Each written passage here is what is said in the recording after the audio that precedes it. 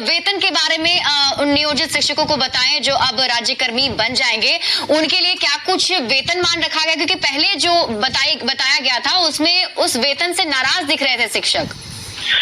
देखिए, पहले तमाम जो सुविधाएं मिल रही है अभी जो घोषित की गई है, ये सुविधाएं से वंचित थे और अब इन्हें हमने फिर से कहा कि जो महंगाई भत्ता है, चिकित्सा भत्ता, मकान भत्ता, सब कुछ जो है मुहैया कराई जाएगी। कक्षा 1 से लेकर 5 तक के जो विशिष्ट टीचर होंगे उनका मूल वेतन 25,000 होगा।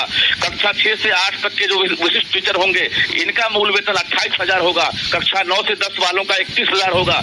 यानी जो 11 से 12 है उनका 32,000 होगा। तो प्राइमरी से लेकर +2 के टीचर्स को एक बड़ी सौगात मिलने वाली है और इन लोगों को सभी को जोड़कर जो सभी भत्ता है इसको जोड़ देंगे तो 50,000 से लेकर 55,000 जो है इन हैंड अब सैलरी दी जाएगी, जिसमें अब पेंशन की भी कटौती होगी और पीएफ की भी कटौती की जाएगी। तो एक बड़ा तोहफा राज्य सरकार देने वाली है। चुनावी साल है, सबने कहा था कि चुनाव को लेकर राज्य सरकार जो है और सीएम नीतीश कुमार ने खुद 15 अगस्त को गांधी मैदान से एक इशारा दिया था कि हम जल्दी बहुत कुछ बेहतर करने वाले हैं और अंदर खाने से ये तैयारी चल रही थी। नई नियमावली जो 2023 तैयार की गई है ये 2020 नियमावली से अभिप्रेत है और उसके बाद इसमें काफी कुछ बदलाव किया गया है। जिला संवर्ग तैयार किया गया है और जिला संवर्ग के आधार पर जो है एक ड्राफ्ट तैयार किया गया है और जिसमें ये शर्त रखा गया है कि अब 3 बार परीक्षा देने के बाद ही ये राज्यकर्मी बनेंगे, यानी 3 मौका दिया जाएगा। एक बार में भी अगर उत्तीर्ण होते हैं तो इन्हें मौका दिया जाएगा, अगर दूसरी बार में भी पास नहीं करते हैं तीसरा मौका दिया जाएगा। तो 3 मौके के बाद अगर ये पास नहीं करते हैं तो ये सेवा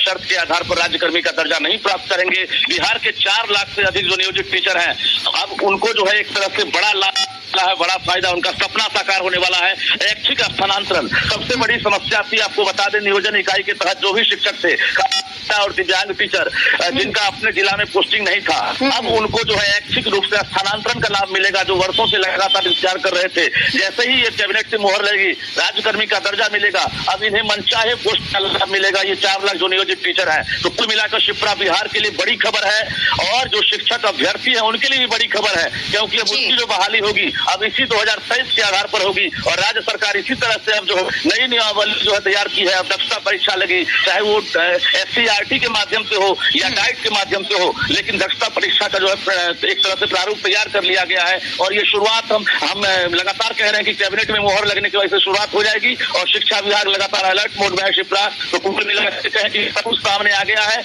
और अब बस 1 सप्ताह से 8 दिन का वक्त है जब राज्य सरकार खुद अपने मुंह से और कैबिनेट में मोहर लगने के बाद घोषणा करेगी। जी बिल्कुल, बहुत बड़ी खबर और राहत भरी खबर और खुशी की खबर है शिक्षक अभ्यर्थियों के लिए और शिक्षकों के लिए। बहुत बहुत शुक्रिया रजनीश तमाम जानकारी देने के लिए। तो देखिए, न्यूज़ 18 बिहार झारखंड ने आपको